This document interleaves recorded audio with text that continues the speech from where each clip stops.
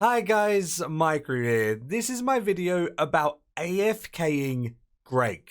Greg is known to be the hardest Gold Wars Dungeon 2 boss, so saying that you can AFK him is pretty insane. It also profits 8 to 10 mil GP an hour depending on your setup. If you're using the high-end setup, it's 10 mil an hour. If you're using the budget setup, it is 8 mil an hour. Before we start, I'm going to give a disclaimer right now. Yes, I realize a video like this can crash the market if people camp the boss. If it's an easy AFK thing to do, a lot of people are going to do it. I completely understand that, but at the same time, it's such a cool thing, I just wanted to showcase it. It's known to a fair amount of the community when it was posted in the PVM Encyclopedia Discord. If you're not part of the PVM Encyclopedia Discord, I'll leave a link to it in the description. It's a very, very useful place to go to help you in all different areas of PVM. This guide has already been posted in that server by one of the members in there, who goes by the name Friggity Frank, and as you can see on screen there, it shows that it has credit to him, and it does showcase his setup and stuff like that. But with that being said, even though it's public knowledge in this Discord, obviously there's a lot of people that don't know about this method, so me showcasing it in a video is going to get it more widespread. So yes, items may crash, but you do need to remember that items you obtain from Greg are heavily used in stuff like Aftershock and some other really useful perks like Caramin, so the items always have a use and they exit the game. So if this crashes and it becomes not worth doing, people will stop doing it and those items will rise up again because they're continuously being removed, and they're going to be removed at an even faster rate if they're cheaper because more people are going to buy them. So yes, I know it might not be 8 to 10 mil an hour after this video hits, but it will go back there eventually. Now with that being said, let's get into the setup, let's get into the method, let's do this. There are two setups on screen. There is a high-end setup that costs about 900 mil, and there is a budget setup that costs about 175 mil. You want to use a two-hander without extra range. Scythe and Dragon Rider Lance are a lot worse because you have to turn your runoff and pray range instead of standing in melee distance and pray melee with run on. This causes the kill times to actually be worse with a Scythe or a Dragon Rider Lance, etc. So in these examples I'm showing, I'm using a Trim Masterwork Spear, which is the best in slot weapon for this method, followed by the Pterosaur Maul, and then the ZGS. When it comes to the budget setup, you can use something as cheap as the Mijiari. It's a tier 85 spear that's like 5 mil. Really useful for the budget setup. In the high-end setup, the only thing that's different to the budget is the Masterwork. I am using Trim Masterwork in the high-end, and then normal Masterwork for the budget setup. They both work really well, but you do have to change your action bar a little bit with the budget setup to have a little bit more survivability, which means your kill times are a fair amount slower. Expect around 1 minute to 1 minute 10 kills with the high-end setup, but 1 minute 30 to 1 minute 40 kills with the budget setup, which means, you know, you're averaging like 30 seconds longer per kill, which means every kill's taking 50% more. When it comes to your inventory on both of the setups, it's the exact same. If you want as much AFK as possible, potion reservoirs are amazing. What these do is they store a potion and automatically renew it every time it expires. This is amazing alongside an Elder Overload salve, because then it's going to renew your overload, it's going to give you some prayer, it's going to give you prayer renewal, all in one whenever you sip it. And it will do the sipping automatically, which is amazing. If you don't have a potion reservoir, it'll just make it less AFK. I take one replenishment potion, which is useful to use between kills when you're a bit low on adren and also need some prayer. Then I take super restores for obviously restoring your prayer. An enhanced luck potion, which gives you the luck needed for Greg. So then you can get the better chances like you're wearing a Luck of the Dwarves or something. But we can wear a Ring of Death instead, which allows us to get adrenaline whenever we kill any of the shadows, which is really helpful. I would recommend an Amulet of Souls here for the extra protection from your protection prayers, and Cinderbanes as Greg is poisonable.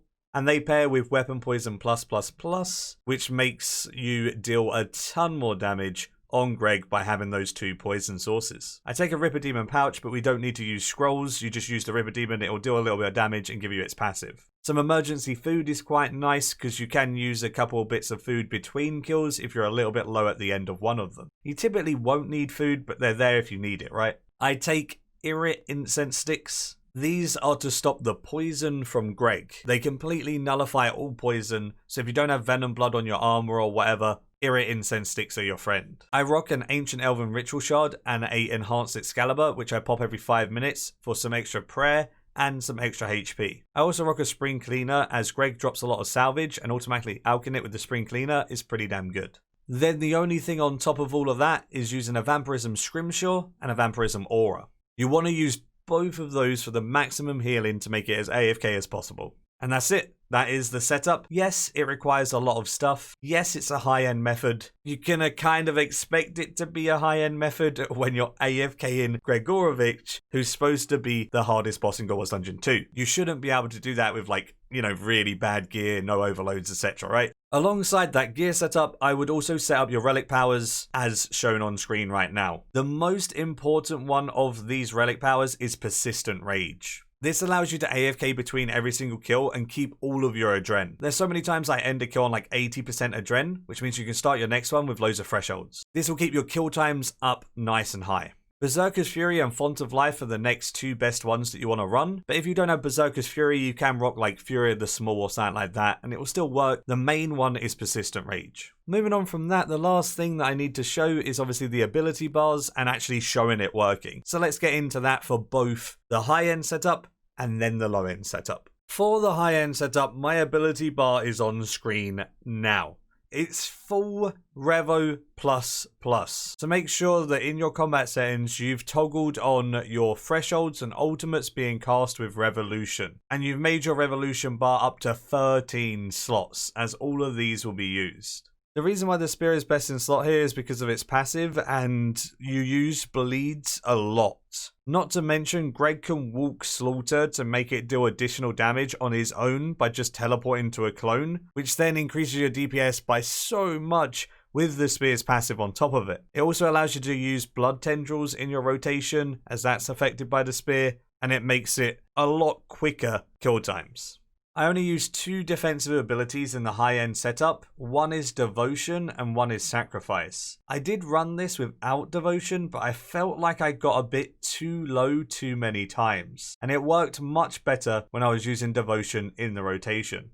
You want to use a two-hander because then you get access to things like Cleave, Hurricane, and Quake, which are so useful for the shadows and all of that stuff. It's just not good using dual wield here, so it has to be a two-hander. And like I said earlier, you want to do a two-hander that goes into melee distance, so you can protect melee the whole time and use a Vampirism Scrimshaw and Aura to keep your HP up. In addition to this, my favourite perk here is Enhanced Devoted, because it keeps you alive really, really well, especially in that budget setup that I'll talk about soon. Then obviously you just use your typical PVM perks, stuff like Impatient, Biting, Relentless, all of those different type of things. Although if you're using the Trim Masterwork Spear, having Lunging on the Spear is very, very useful. I personally run Lunging and Precise. And yeah, that's literally it. None of these kills I had any input over. Between the kills, I would loot. I'd then top up my prayer if I needed to, you know, renew my weapon poison or pop my Ancient Elven Ritual Shard or my Enhanced Excalibur or whatever if they're off cooldown. And that was literally all the input I'd done. Typical input stuff that you would do on AFK methods, right? You need to top up your prey even when AFK and Slayer and such, so it's the same deal here. Not only is it AFK, I was getting 36 to 38 kills per hour, and my kill times were between 1 minute and 1 minute 10. That's insane for AFK. That's so many kills. This would be a 10 mil profit for the high-end method. Obviously, that's judging that you're doing it for a long period of time and you get some glaives, and you get a crest, you get some essences, etc. And all of that evens out to being about 10 mil an hour with common drops included, and taking away the cost of Vampirism Scrimshaw, your charges and upkeeps in that way. It's literally 10 mil profit. And that's literally it. You can see it working. It's just amazing. It's insane that Greg can be AFK'd. It really shouldn't be able to be, but it can, especially with a tier 85 spear. Which leads us to the budget setup. Like I said, with the budget setup, the ability bar is a little bit different to the main one. You want to put Pulverize first, and whenever that's cast, it reduces damage that you take. And I've also swapped out Blood Tendrils for Debilitate, as Blood Tendrils isn't anywhere near as good without the Spear passive, and you want a bit more damage reduction not to take more damage from the tendrils, and debilitate does that. Everything else is the same as you can see on screen. That is the ability bar I would recommend if you're using the budget setup. I told my friend about AFK Greg and he couldn't afford the setup. I gave him my budget setup and asked him to try that. This is footage of him doing the kill, not me. This is using a tier 85 Mizurari spear, normal masterwork, etc. that I showed in the setup. Even with this, he wasn't dying whatsoever. You can see his HP is always perfectly fine, and he was averaging around 30 kills an hour, with the kills being around 1 minute 30 to 1 minute 35 each. This means with the respawn timer, it was taking 2 minutes every time Greg would die to when he respawns. And this was pretty damn consistent. The respawn time adds another 25 seconds on there, so the kills per hour really aren't that much different. You're only getting about 20% more kills an hour with the high-end setup compared to this. 20% more kills an hour is obviously still a decent chunk, but you're still going to make around 7 to 8 million GP an hour even with the budget setup, with all of your costs deducted, etc. Really insane stuff. This is an absolutely nutty method, and hopefully you guys enjoyed it. Give the video a like if you did enjoy it. I know some people will be angry with their method being leaked or whatever, but it was just too good not to share. Subscribe if you're new for loads of future content all related to RuneScape 3 and some really cool stuff like this to come, hopefully. I'll keep sharing all the cool methods whenever I find them. And as always, until next time, see ya.